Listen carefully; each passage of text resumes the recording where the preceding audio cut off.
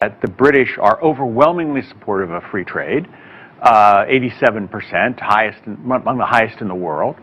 There's not a lot of manufacturing left in Britain, so the fear of Chinese imports is lower than, say, in some other European countries.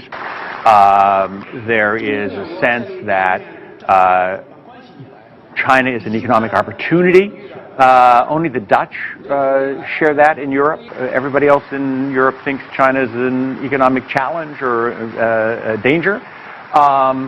So he's speaking very much to his domestic base. And Cameron is throwing his full political weight behind this, going over there saying, I will fight as hard as I can to make this happen. He has a lot to gain. He's talking about instantly $3 billion more U.S. coming in to Great Britain, which they need. Part of this proposed deal talks about actually even having the ability to work on nuclear plants and having China work with Great Britain on building a high-speed rail from London to the north of England. So very positive steps here. Oh, very positive and very reflective of what China's trying to do going forward. The Chinese have the money to invest in, for example, high-speed rail.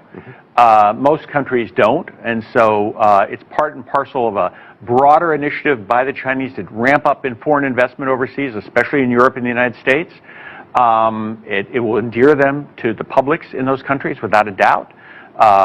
So the knock-on political consequences of this for future governments should be thought about. They've always been great supporters of free trade and investment, going back to the 1700s.